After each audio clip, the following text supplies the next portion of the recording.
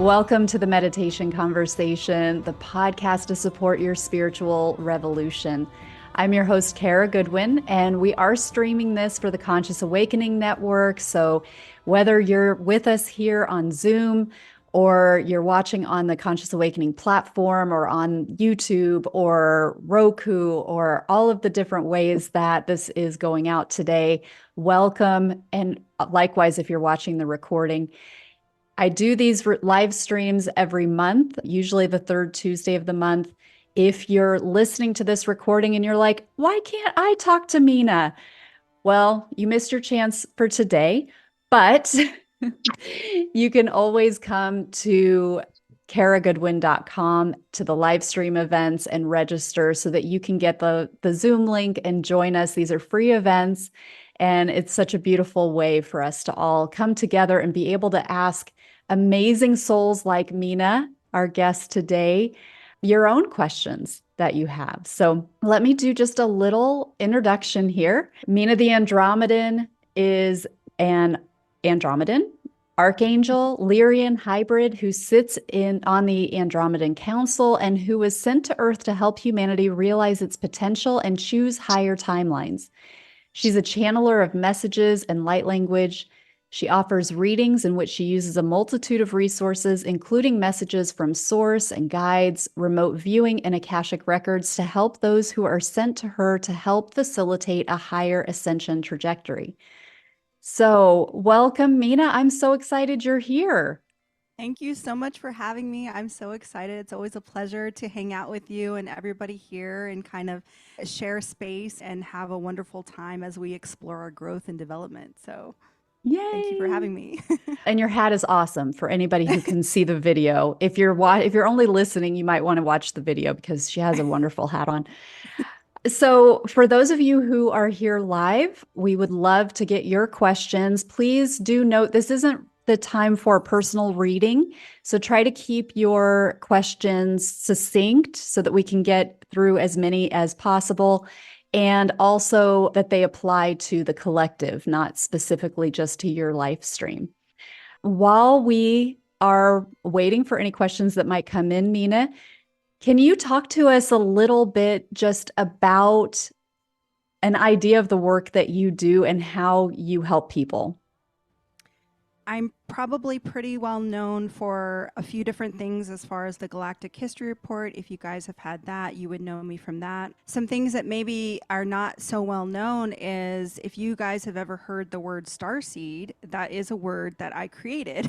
And so a lot of people don't know that. Back in 2009, I was using that word because we come from the stars and we were planted here to grow and spread. So that's where I come up with the starseed. Andromedans are very succinct with their words. They just like things really simple and call things as they are. But as far as helping the collective, I do light language. I'm a channeler. I channel higher density versions of myself. I came into this world fully embodied, which means that I remember all of my past lives or parallel lives, depending on how you want to call it. So I had memories as a child of multiple parallel lives. And so I would talk to my mom and tell her, you're not my mom, I'm an alien. I come from somewhere else. And this would be like at 11 months old, I'm speaking in complete sentences to my mom. So it's very precocious, very advanced for my age, and doing a lot of strange things and speaking in weird languages and stuff. And I've also had 4 major deaths that occurred to me where I actually died and flatlined. And then I've also had multiple, in addition to that, NDEs, near-death experiences. I've had multiple contacts. I've been taken.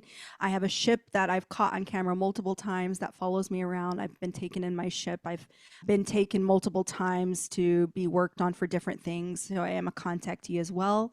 And that has been basically my whole life.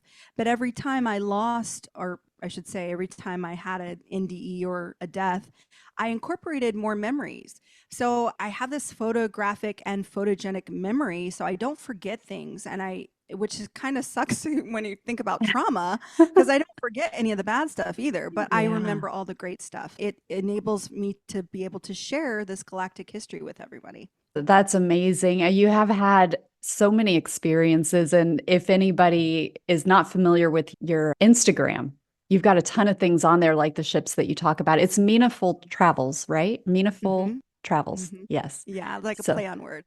yes. And so I highly encourage people to go and make sure that you're following you, because not only do I reference a lot of the things that you put on there to people in passing all the time. There's the color spectrum Like test. tetrachromatic. Yeah, so many different things, tons of light language on there. And so tons of content and things to help you, especially if you do feel like you're a star seed. There's so much in there to help you just understand that a little bit more. So we do have Terry who is asking, what do you see happening in the US from now to the first quarter of 2025? Oh, the first quarter of 2025. I was saving that for the end, but yeah, we'll go into it. I guess that would be like an energetic update. So I do see a lot of major events happening. Some are going to be not so great. There's going to be a lot of releasing, as we've already seen from the beginning of January. There's been so much releasing and purging, and so many crazy things happen. We had the crazy mall incident, and we had so many different things cropping up all over the world. So that's going to continue to happen. And of course, the United States is going to experience a lot because, in my opinion, the United States is like New Babylon for a lot of different reasons. And they're just being a leader on the world stage also means you're probably the leader in corruption too, because a lot of that was very prevalent, and it was started or seeded, I should say, in the United States by multiple different families. So I see a lot of that coming to light. We're already seeing it. I see a lot of things that are going to be coming to the surface as far as like corruption. A lot of stuff is going to be coming to a head. We're already seeing that as well. There was a couple decisions that we were waiting on the government to make, and they made the wrong choice by the Pentagon releasing that there has never been any alien coercion with the government. There's never been any contact with the government. Even after the Congress had said all of these things, now their ruling is, there's nothing. There's no ETs, there's no aliens. So that was the wrong move. We told them, this is your timeline. If you do not adhere to this timeline, we are going to make a move. Like, that's calling our bluff, and we will make a move. So originally we gave them till 2027. But if they were not on the trajectory we needed them to be, then we would make moves earlier. And when So you now say we, can you contextualize that a little bit? Yeah, so when I say we, I'm speaking for the Andromedan High Council, and there are other factions. There's a collaboration together where we're all meeting and deciding about this trajectory. So it's not just the Andromedan Council. But we did say we would take the forefront if they did not adhere to following the disclosure timeline, then we would actually make the effort to make first contact in 2026. So that was the caveat, and they did not adhere to the disclosure timeline. They've just backtracked 100%. So that's definitely going to open up the door for us to push the lines, so to speak. Wow. To that. So there's going to be you're going to see a lot more ships, stuff like that is going to be happening. Okay. That's amazing. So I think you mentioned that there were a couple of things that the government has, like we've hit those gateways and they didn't go the way that it was supposed to go. What was it? Was there another example in there too? Yeah, Congress went and came and they released all this information. We had the whistleblowers, right? But the result of that investigation was that there was nothing after they already said there was. So it's such a blatant pullback that it almost doesn't even make sense at this point. There's so much UFOs in the sky. There's so many videos out there. And to just say it doesn't exist is so blatant. It's so big that it's really going to have some repercussions. Because you guys have to understand, right? There's universal law and we have to allow free will, right? And because they're government entities, much like our councils are for our races, they do have these, I guess, orders, or we'll say diplomacy, that we have to adhere to. So we can't just make moves because we want to, because everybody else wants us to. So we do have to adhere. There is some diplomacy. So we are going lower to more on a level that they can interact and work with us. So if they're not going to adhere to their kind of part of the bargain, then other things are going to be done instead. So that's going to be one of them. You're going to see more ships. You're going to see more stories coming out, maybe more incidences. What happened in Miami, you might see other things. Some people say, oh, this is Project Bluebeam and this and that. Here's the thing. The government is saying that there is no aliens.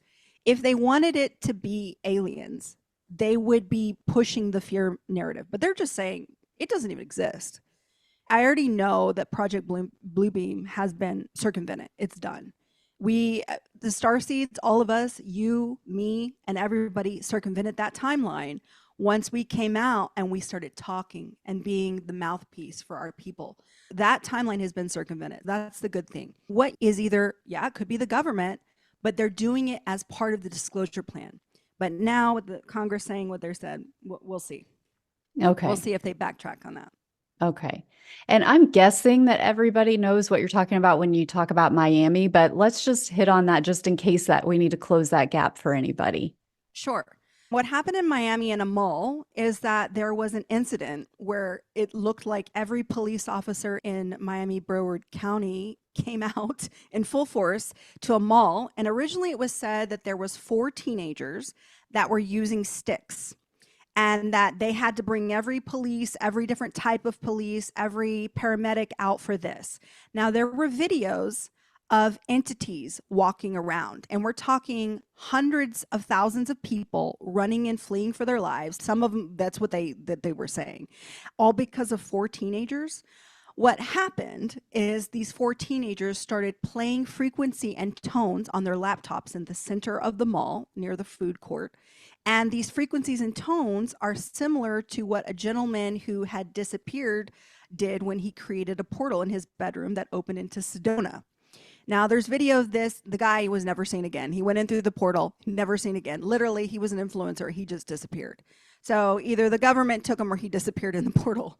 Because I think what happened is he opened this portal thinking this was Sedona, and it was Sedona, but it didn't have to be from this timeline. It didn't even have to be from this Earth. Joke's on him. So you got to be really careful with that. But these teenagers were trying to replicate the experiment. Unfortunately, what they did was they opened up a portal and they got some really confused interdimensionals out that were wondering, going, what in the heck is going on? So they came out, and that's why they didn't hurt anybody. They were not violent, nothing like that. And what the police narrative is that they're trying to say that these kids were gang fighting. So for 4 teenagers, for all of that, and people running like it's crazy, there was no gunshots except fired by the police for no reason to scare people. And there's video of these entities walking around, one of which was like 9 feet tall, and another one which was a little bit insectoid in shape that was about, 15 feet long and about 8 feet wide. And this was recorded not only from a news helicopter, but also from the balcony of buildings that were nearby. So there's multiple videos of this. Not one witness to this has surfaced. So you can smell a government cover up when there is one. Come on, if it was with this day and age, if there was videos of teenage fights breaking out or people running, like you would see these videos, but there's no actual videos of anything they said happened. It's only videos of the ETs. Oh, that's yeah. So that's the incident that I'm referencing. And that's because Starseeds are getting fed up with this lack of response from the government. It's like somebody just lying to your face. We know it's real. It's not a surprise to us. And just to blatantly lie for no reason is it's infuriating to a lot of people. Yeah. Well, it's interesting too, because we've had the different disclosures like that people question whether they're controlled, like planned disclosure as well, like the New York Times in 2017 with the Tic Tac UFOs. And that seemed like the first big step to disclosure. So it's interesting now if the government is going back and saying there's nothing. It's like that is from the government. Yeah, but I think those events are when we tell them, okay, this is your disclosure plan and you have to meet all of these different points. And then we give them time to meet these points, and they can choose how they meet these points, meaning, okay, by this date, you need to say something else, as long as you're continually feeding the public more disclosure. But they try to pull, what do you call it? They call our bluff sometimes, because we've told them we're getting to the point now where the people are awakened. It's you that's controlling them. So either you meet this disclosure plan as agreed upon, or we're going to take matters into our own hands and then get sightings like what happened in Las Vegas, where the ETs just come in somebody's backyard, and there are videos that pop up of that. And then again, the guy is silenced, his family disappears. So that's us calling their bluff.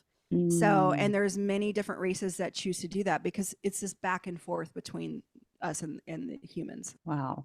Kat has a wonderful question here. How do you communicate with the government, as council or as human? Yeah, that's a good question. Actually, there is a couple different ways. It depends on the race. Some races communicate through various equipment that they have set up.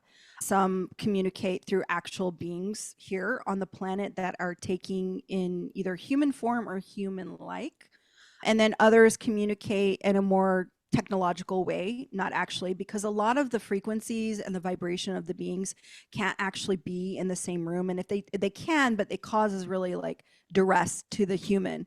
And we usually tend to not do that too often because that doesn't really make for a good, nice meeting if your body is quaking in fear from irrational fear just because of the frequency and stuff, like with the grays and other different entities. So Yeah, so when you talk about the council, that it's just various yeah, that's more going to methods. be like on a galactic level. They'll be representatives. So each of the councils have their own representatives that then act as a representative on the Galactic Federation front. So it's like a federation. The name changes. Sometimes it's the Galactic Federation of Free Worlds. It was in the past, and it has changed, and it probably will continue to change. Now it's the Earth Alliance.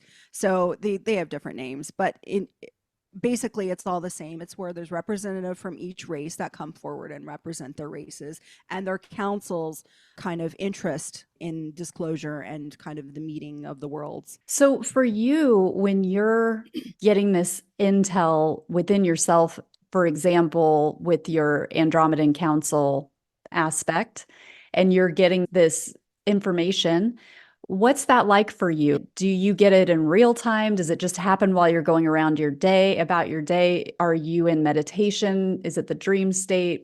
How does that show up for you?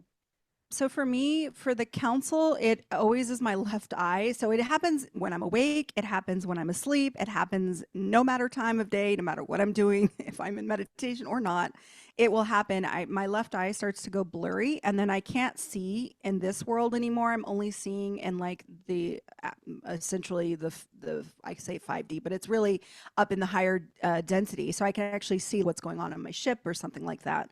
And so I get that, and then that tells me something's going on, and then I go and I check in and see what's happening. Then there are other times like that I'm actually taken, and that's happened when I was awake and when I was around other people, and that was really interesting. And I actually got taken into my ship and actually sat at the council and talked and explored my ship and all kinds of things. And then sometimes it happens in the astral. It's different for everybody, and the reason why I say it's different for everybody is because for me personally, my higher density self is a light being. So I'm literally streaming my entire ET self into my body, into this human avatar. So much like Avatar, this is a flesh and this is a body, but it's being animated by my ET form. And my ET form is a shapeshifter. It has the ability to go into physical density. So when I go up in my ship, sometimes I do go physically, but that's rare. But usually it's my body deactivates. So my body will go into stasis. And so my heart rate, actually, it's funny because I record this with my Apple Watch. My heart rate will go into one set beat per minute, 84 beats per minute. It doesn't move. And I go from waking to full deep sleep instantly. And my body will stay that way for an hour. And when I'm in that state, my heart rate doesn't go up and down like it should. My breathing doesn't go up and down like it should. It just flatlines. Like I'm just there. And while during that time, I'm up in my ship. So it's literally like Avatar. My body deactivates. It's no longer housed by my ET form. So it's just a meat suit. And you retain the memories Yeah, of what not happens. always. Okay. Not always. Sometimes if it's sensitive information or if it's information that interferes with my bias, meaning because I'm human, having human experience, if it interferes with my judgment of my personal human experience, then I will not be allowed to remember. And that was pre-contractual. Now, so if it's classified or it could endanger my safety, sometimes I will not remember. Not always, but sometimes. Well, that makes me think of what you went through as a child, which, if you haven't heard our first interview from the end of last year, I highly recommend that I'll put that in the notes for the recording. But you had some amazing experiences of missing time and government intervention and so forth. So we don't have to get into all that because I know it's a lot, but it just made me think of there's some really wild stories in there. Yeah, yeah. I guess I had to go through a lot to prepare me for what my role was going to be when I became an adult, and to prepare me because this stuff and saying this stuff comes with, there is some risk and there is some danger. I have been attacked before on a more governmental level. There's a reason why I'm not in the United States anymore. It's the freedom of speech thing. It's not a thing there. I know people think that America's free. It is probably the least free country besides like North Korea and Russia. Wow. Well, Patty asks about how many alien civilizations are involved when Oh we go gosh. back to that governmental, what we were talking about before. Okay, so when we say alien, are we just talking about extraterrestrial? Are we talking about interdimensional or extra dimensional? Are we talking about Earth Terran beings? Like, Probably, I guess I would take it as 'cause- non-human. So even if they're oh like inner God, Earth or yeah, that's a lot. Okay, so I believe it's around between 182 and 186. I always forget the number. wow. Yeah, 182, 186. But that's counting interdimensional, extra dimensionals, inner Earth beings, extraterrestrial, and even Oh, elementals. There are even some elementals. wow. That's amazing. A big coalition. Yes. Yeah. You mentioned that you're no longer in the States. Mhm. I don't know how open you are about where you are. Do you want to talk a little bit about that? Yeah, I'm right now. I'm in Czech Republic. I was in Bulgaria, and I was there for 3 months, and now I'm here in Czech Republic. And afterwards, I don't know.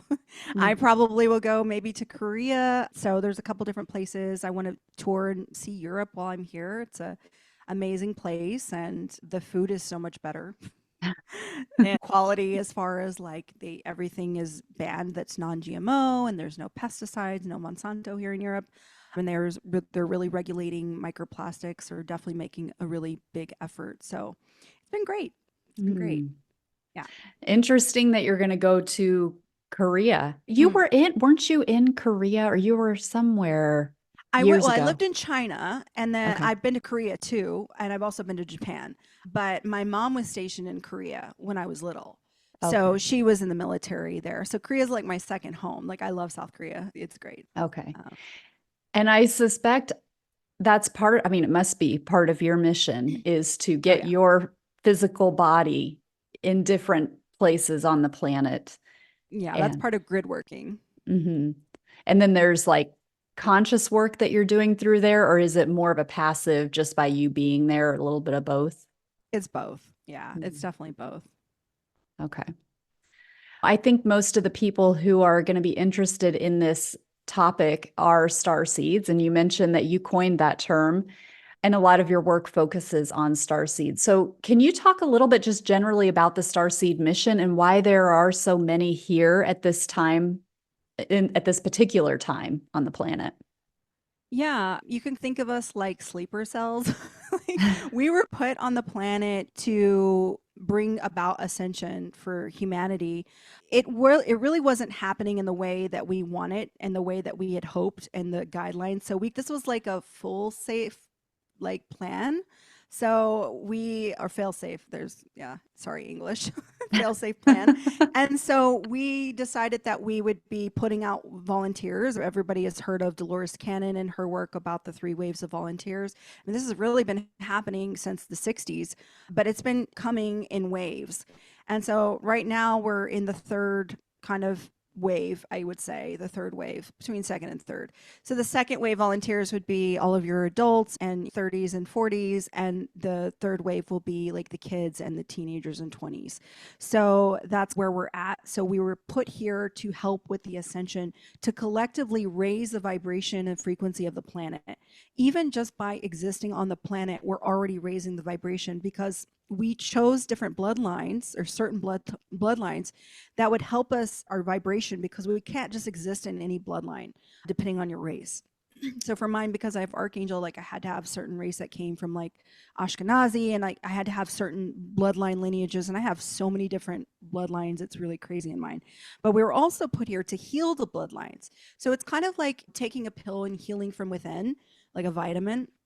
Work the vitamin for the planet and for humanity right now to really make change and really spread that outward from the inside. So ascension is an inside job. So that's definitely a thing. Yes, it's interesting what you say in terms of the human genetics that go into it. That's what you mean, right? That you have a lot of human genetics. Yeah, I had to have certain human genetics and certain lineages. So even I did a DNA test through National Geographic, and I'm related to every major monarch in history. And then on top of that, I'm related to a lot of poets and artists and creatives. Then also, my grandfather was a Holocaust Jew. He was a Schindler Jew. So there is that aspect too. And then I've got Native American, I've got Siberian. So random. I have a rare Siberian gene. Hence the hat. No, but I can withstand really cold climates and it just weird genetic anomalies. Like I'm immune to all vaccines and all viruses. So that's super weird. My mom also has that trait. So again, these are very strange genetic anomalies that presented so that I could come in, because it had to be at a certain vibration. Otherwise, I couldn't be born. And another common anomaly I found out is usually for certain races like Andromedan, Arcturian, what's another one? Speaking, they generally don't come from Neanderthal. So I don't come from Neanderthal. I only have denizen. And there's two ancient races. There was Neanderthal and then there was denizen, which was a smaller race that did interbreed later on with the Neanderthal. But yeah, a lot of people, especially humans, come from Neanderthal, which was Magnocronus. And then that is that branch that branched off between the celestials that interbred and the regular humans. So it's really fascinating. I think it's super cool that we can trace it back that far. Yeah, I know, because that goes into as well, just, we tend to think of our evolution as humans from like Adam and Eve or whatever, and it all came from the same place. But more and more, there's understanding and suggestion and some proof that there are different beings that seeded the earth in antiquity, and we have literally different lineages that came from other places. Yeah. It's Not to fascinating. mention the races that tinkered with genetics with human evolution too. Yes.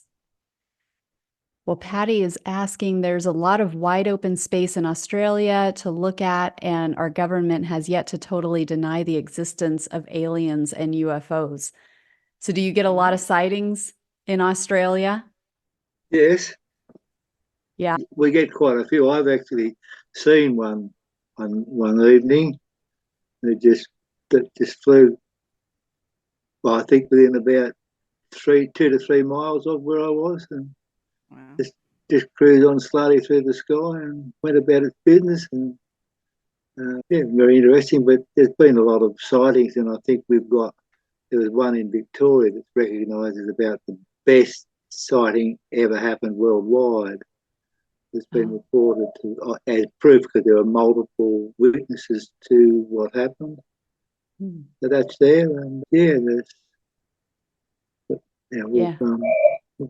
our government's a little bit bending or a little bit influenced by the American government and other big money controlled governments. Yeah. But yeah, it's a good place. There's a lot of space here, and I know there's one. I've heard one report where people who specialise in remote control viewing, and they were watching them down in a site in the Grampian Ranges in Victoria, and then the aliens came through to them and said, "Okay, we know you're there and watching us, and we're not up to any mischief. Huh. You might as well pack up your ship or pack up your spying gear and wander, go home." That's That was funny. quite, yeah. There's a was lot of one. countries that have come forward and said that there's aliens. Even Israel. I think it's really interesting that Israel, and I don't want to touch this topic, but the Israeli prime minister said that there was aliens, and then all of a sudden, like now there's a war going on there. I'm just saying. Oh, So interesting. yeah, I think it's really interesting that whenever there is, even China they even started their own like search because they didn't really believe what the Americans were saying.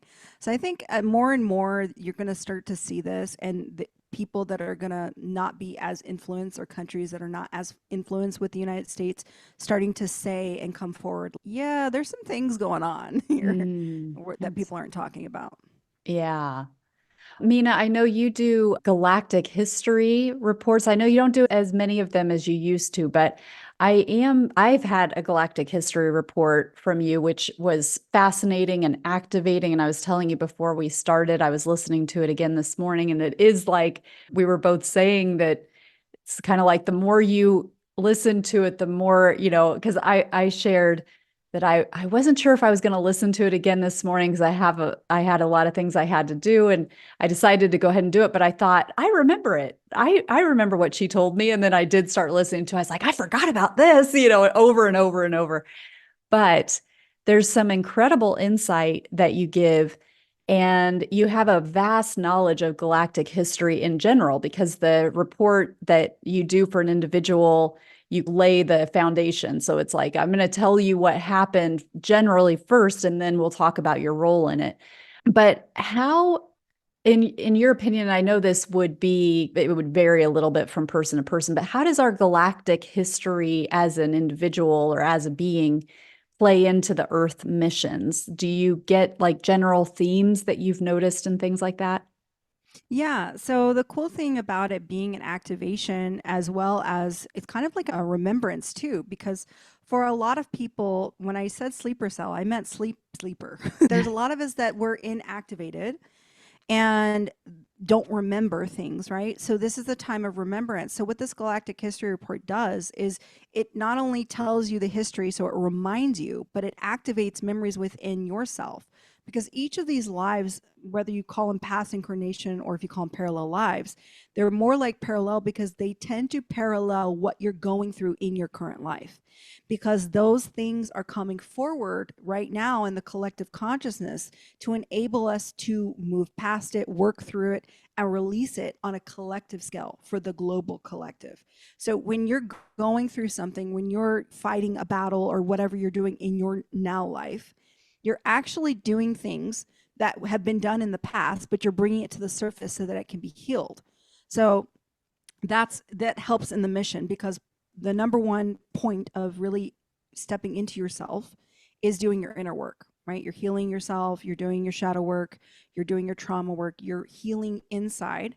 But now you can also do it on a collective global scale, and you can do it on a galactic level as well. Because when you heal that, then you heal in this life as well. And then that starts to activate your gifts, because your gifts can't really start coming online until you have done all your work, your inner work.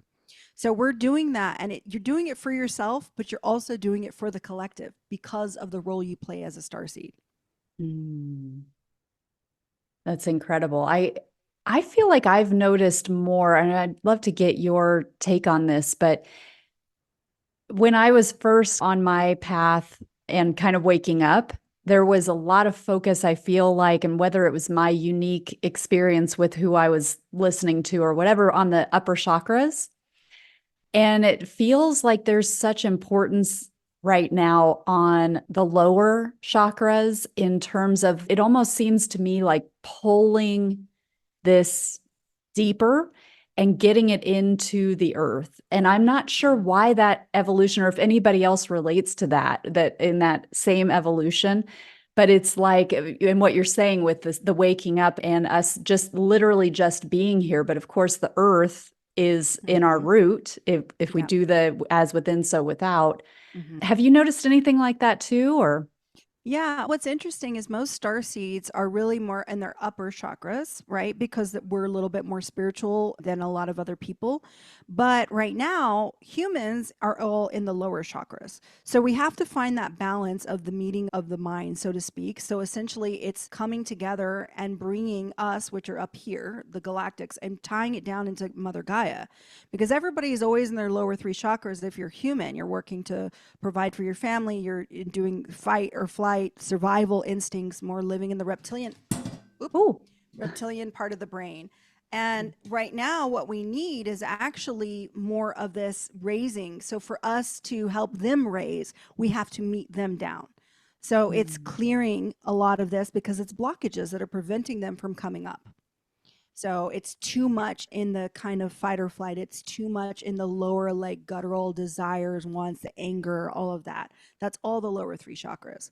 So yeah, absolutely. That's our job, is to help them integrate all of this by doing it ourselves. So. Yeah.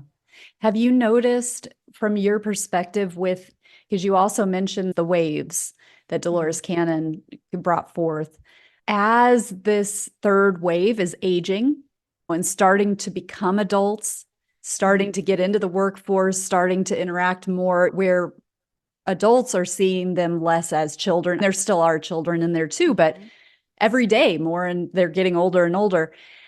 I don't know if you have a more expansive view in terms of like how that is affecting the collective. Oh yeah, 100%. On these galactic history reports, I often do it for entire families. So I'll do the parents, I will do the kids. And what we're seeing is that the children are coming in fully embodied. They're coming in speaking light language, or they're coming in doing gifts or energetic healing, or being open or receptive to this, or talking to people beyond the veil, or communing with, or channeling even. And this is because they're coming in with the blueprint already set. So they don't have to learn or awaken. They already have the blueprint.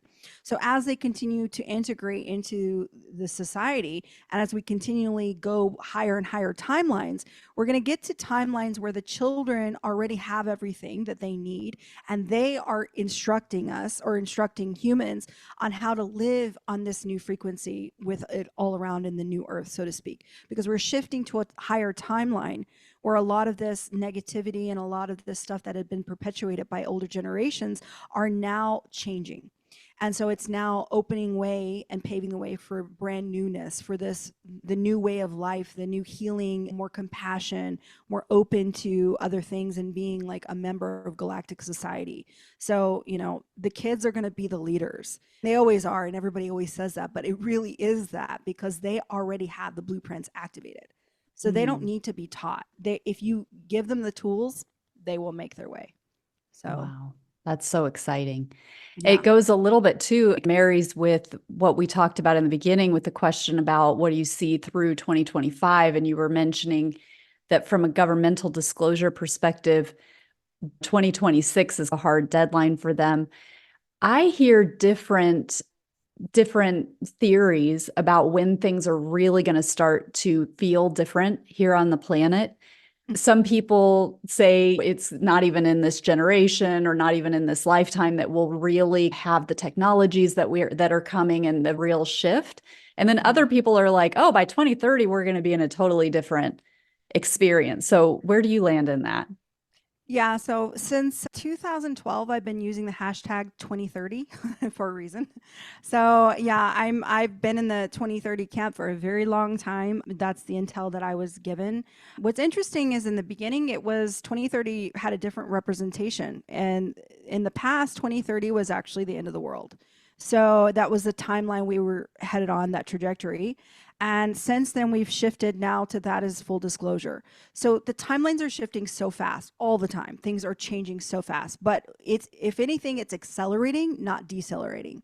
So time is speeding up exponentially. And as we continually shift, quantum jump these timelines, you'll see all the new Mandela effects that were never there, that you're starting to see now more and more and more. This is because we are shifting timelines so fast.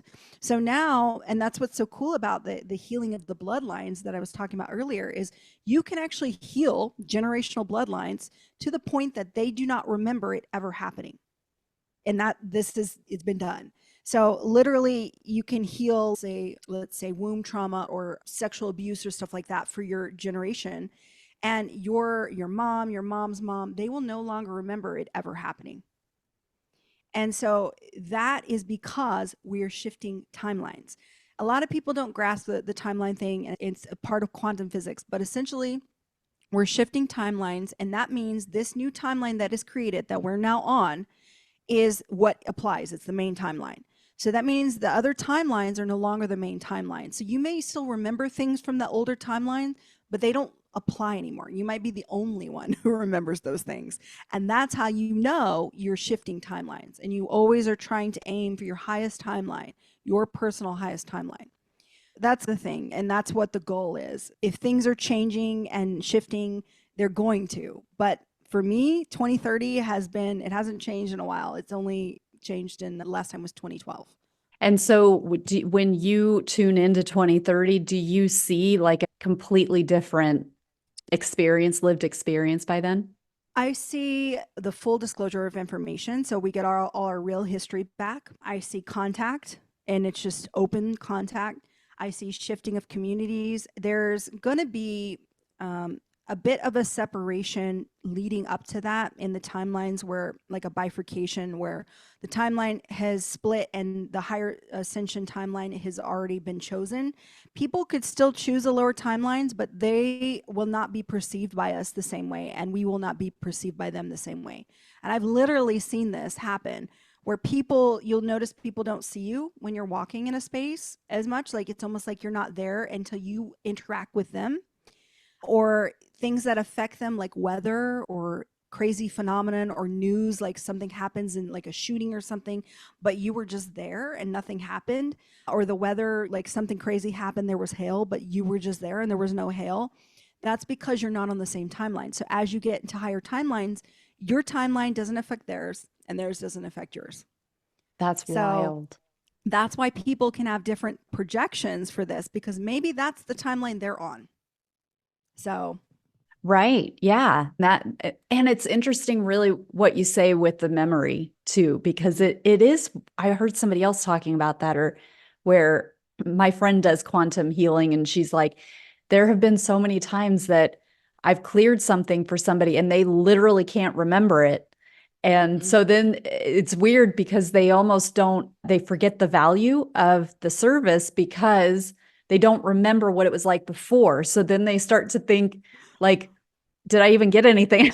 It's like, do you not remember that? You don't want to plant the seed again, but I've done that for my mom so many times. And it's so funny because like now I've gotten to a timeline where she channels and does light language, and she's on the boat and we're on the same, level. But it's funny, we talk about things and she doesn't remember them. And she's like, oh, it must have been the other timeline, Mom. yeah. So because she doesn't remember those things. And I'm like, don't you remember that this happened to you when you were a kid? She's like, no idea. Yeah. It's so crazy. So Terry asks, who or what makes the timelines? But technically we do. Technically, yeah, it's as a collective, you do. You are co-creator of this universe too. I mean, you are a master manifester. Starseeds are put here because we literally have the ability to manifest these timelines. So humans can too, but they would have to be like all cognizant and aware, and that's usually not happening unless we get together as a collective, and that's why the global meditations were really cool. But essentially, we are.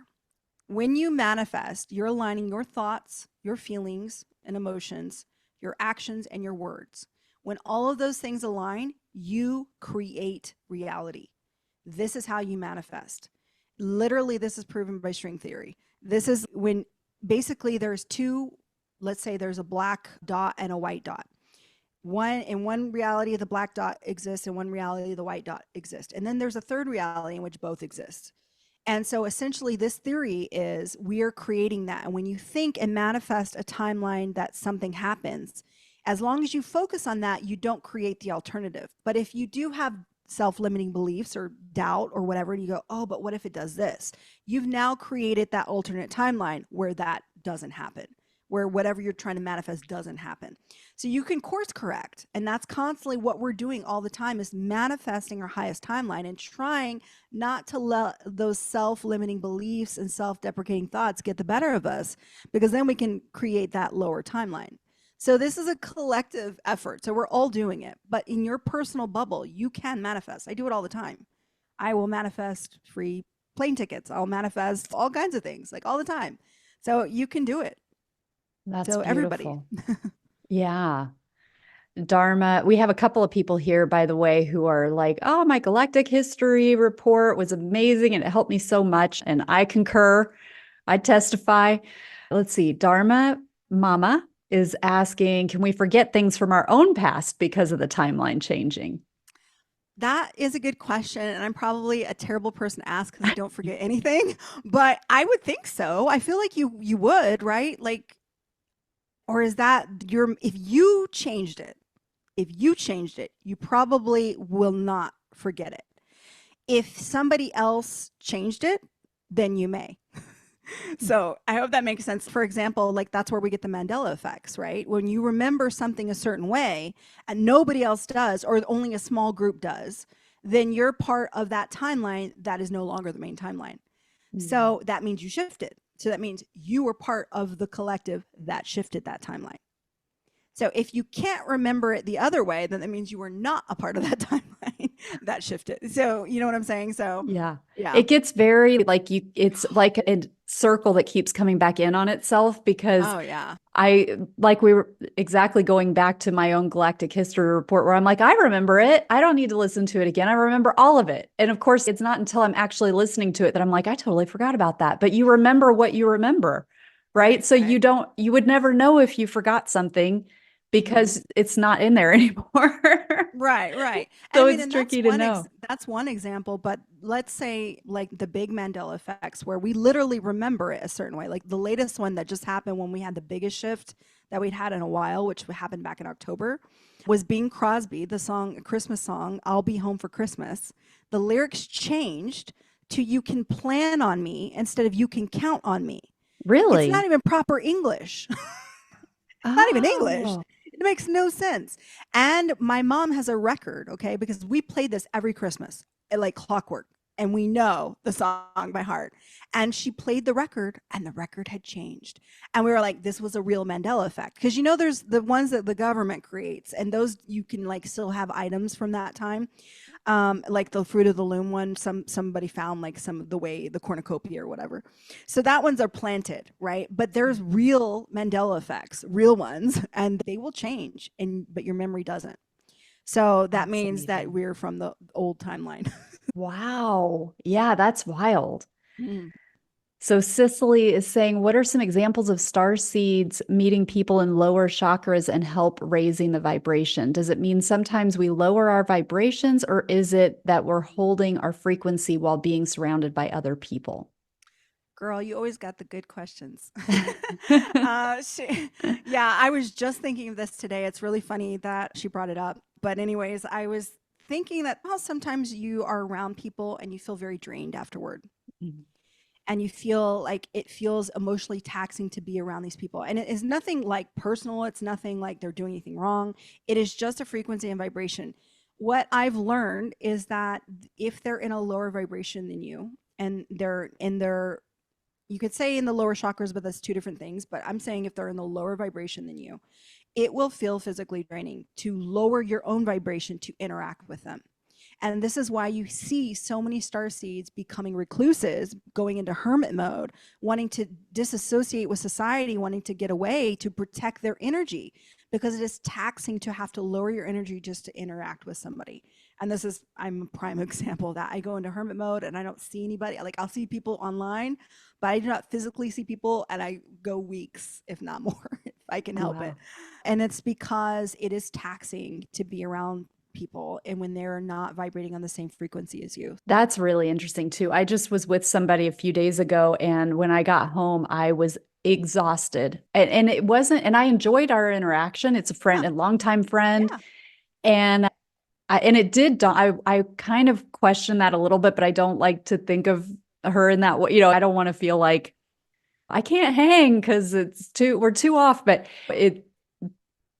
just the facts were like, I was exhausted and a little bit nauseous even when I came home, which it was unusual. Like I usually feel good. So Yeah, and you don't look at it as a negative if they're on a lower, they're just on a different path, right? They're just on a different level, a different growth stage. And so you have to understand that people are going to grow differently. People are going to grow at different levels. Some people are going to grow apart. Some people aren't. That's why you'll notice friends will fall out of the wayside, or even family members or childhood acquaintances, because you are growing at a different rate, at a more accelerated rate. That's your job.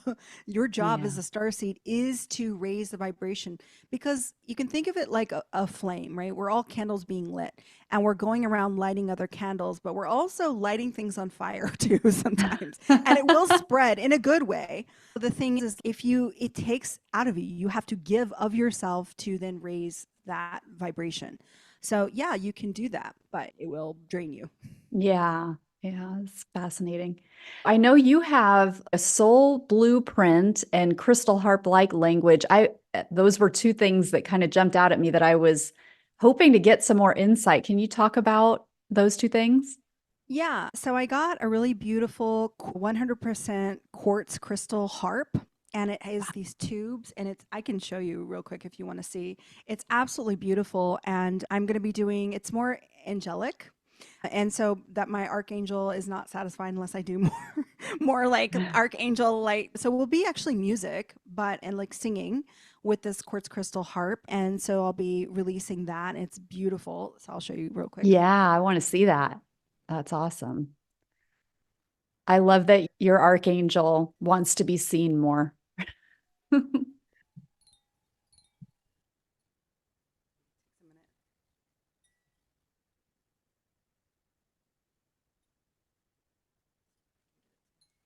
Usually I have to have my hands really wet. I've never seen anything like that.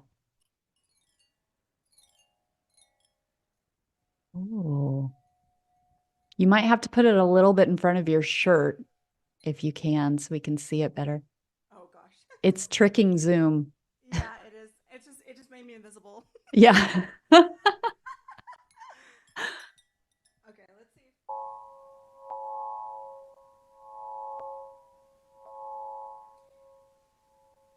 It's very beautiful, and it has a lot of, it's called Stardust, and it has certain notes that it can play. And you're going to sing along with that? Yes. So I'm going to sing with that. And then I also will be doing the soul blueprint. I've been still creating that. I'm having problems because the software I'm using to create, you would understand because you're doing the sacred geometry. Doing this on a computer program, not a program, but where I draw, Procreate, it's having trouble understanding. I'm trying to put a fifth density, sixth density thing into 2D. It's not working very well. You understand because you're using the paper and stuff, but I'm doing it with Procreate where I actually draw on my iPad. And I've created multiple different models of this, and I'm trying to make it do something it's having trouble doing. So essentially what it will do is once you've had the Galactic History Report, it's going to take every incarnation you've had, and it's going to form personal sacred geometry for your soul blueprint based on, you can think of it like you've got your higher self, you've got, which is your super consciousness, you've got your astral self, which is your subconsciousness, and then you've got you at the bottom of the triangle, which is your consciousness. And if you attach that to every incarnation and spin it around in a circle, you get a beautiful soul blueprint. It's very personal. And so that's what I'm going to create for everybody. Wow. And I got that download, so it seemed really, really amazing. So in the pictures that they showed me, I was like, I just got to make it. So you haven't been able to make one yet? You're I still haven't, playing with it? no, I'm still playing with it, but that's going to be coming up. And I think what I'm going to do is invest in some software that can create the sacred geometry I want, because I can draw it. I absolutely can draw it, but I want it to be more vivid color and stuff. Yeah. And it will be a specific geometry for each person will have their own? Correct. Because it's based on the number of lives they've lived. Not everybody's Galactic. lived the same. Yeah, exactly. Wow. And also the amount. So if you've had multiple lives, let's say as like Almachian Andromedan, or multiple lives as Procyon, then that will take into effect as well. And it's also going to have drawings of each individual race. I'm Oh also my going to gosh. draw that. Wow. That's fantastic. When do you think that'll be coming about? That one is probably going to take probably a couple more months. The light language harp music will be out a lot sooner. So it's going to be out within the month. And where will people be able to access that? That will always be on my website. You can go directly to my website, meaningfultravels.com. And I wanted to notify you guys, the More Than Human Masterclass that I do, where I teach people how to do telekinesis. I just finished the last one. Everybody in my class was able to do telekinesis, telepathy. We had all the Claires. Cicely, she took my class, so she was in the class. But we did everything, and we just finished the 6-week course. And so now what I'm going to be doing is, because not everybody can afford to pay for the class up front, I'm going to be offering each type of thing you can learn a la carte. So if you just want to focus on telekinesis, or if you just want to focus on electrokinesis, or if you want to focus on hydrokinesis, or if you want to focus on telepathy, you can just purchase just that portion, like a mini course. So. Oh, and Cicely says the class was amazing. Wow, that's so great. cool. So cool. And going back to the soul blueprint, is it like the angles relate to the angles of the planet or the star system from when you were born or anything like that? Does it go into that? Yeah. So what I'm going to try and do is use the configuration of where it's at in relation to Earth, and then also plug in the different types of lives. So each life will then be represented by its own little character, which will represent the race. So if it's Procyon, it'll be a little Procyon guy. A little ET from the literally. But they look a little different, but yeah, essentially that. And then as it relates to Earth, where it is in location. So the program is having a problem with, because it won't allow me to draw the straight lines of the degrees I need. And when you're doing sacred geometry, it has to be super precise. So yeah.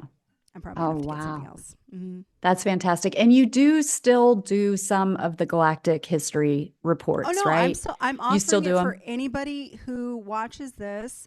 You can go to my website, and I'll do it for a set amount of time. You guys just go to my website, and you can or I'll also post it here in the group chat, where you can access the Galactic History Report. And I also will give it to you, so you can send it out in email if they want to get the link.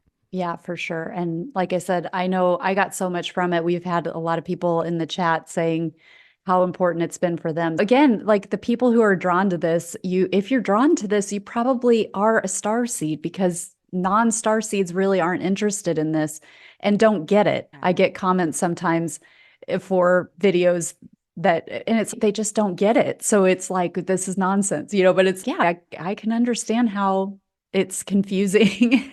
Yeah. I mean, how is it that hundreds of millions of people all over the world are feeling and sensing and seeing and dreaming the same things? Like that, then they haven't talked to anybody, but now there's all these people. That's how it was for me. I thought it was like so alone when I first came out in 2012, as far as out openly talking to people, because I learned, after I got judged, that I needed to keep things to the chest for a bit as growing up as a kid.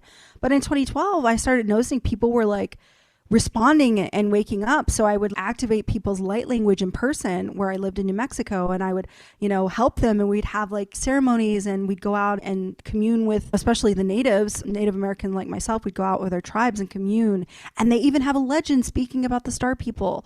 So this is not just nothing. This is very much something. And our job as starseeds is to be points of validation for other people, so that they don't know that they're alone. Right. Beautiful. I know that you were open to doing some light language as we close out here.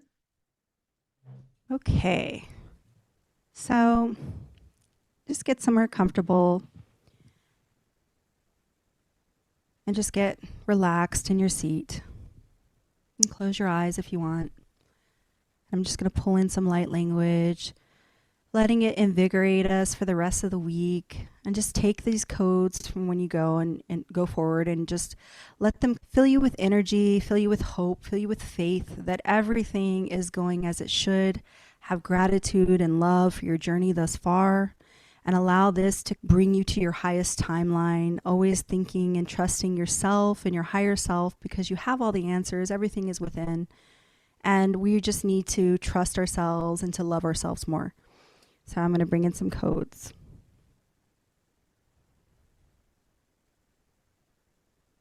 Nutumaina ikunai sana atu sanaina lunaina. Ukunaina asitu turai kunai sanaina. Itu tasna ikunai lunai sineti maitu. Ina tasa ina kulaina. Ina situ turai sinai kunai latsna tumai. Ina tulunya ina. Bina ina kunaina sinaitu. Ina turukunaina itumaina isinaitu. Ina kura turukaina asinaitu inaila. Ina lulaina ilumaina. Lala asinai luna itimai lunaina. Ina lumia ina kunaina isanaina. Ina turusunaina. Ina turukunaina. Ina sinaina luna. Ina timaina isanai kuna. Asa ina asa. Ina lisa ina tu maina isana ikanaina. And allowing you to have trust for your journey, trust for yourself, and know that you're not alone, that we are all in this together. Unukusaina itu turukmaina isanaina. Ina turukunaina inutumaina situ rakunaina isinaitu. Ina lasanaina. Ina sisunaina. Ina turukunaina situru. Ina sainaina. Ina sa. Ina nunaisa. Asaina. Isa no kunaisa. Ina tu utu umaina iti itumaina. Ina saina. Ina turu kunaisa. Ana sai kuna. Taking a deep breath in through your nose and releasing all the stress and worries of the day and allowing this to carry you throughout the day. Thank you so much for having me. Thank you. That was beautiful. Thank you so much, Mina. I can feel that in my heart. Thank you. Thank you so much, everybody, for being here. What a joy to spend this time with you. And let's take that blessing into the rest of the day and the rest of the week. Thank you so much. Thank you. Bye, everybody.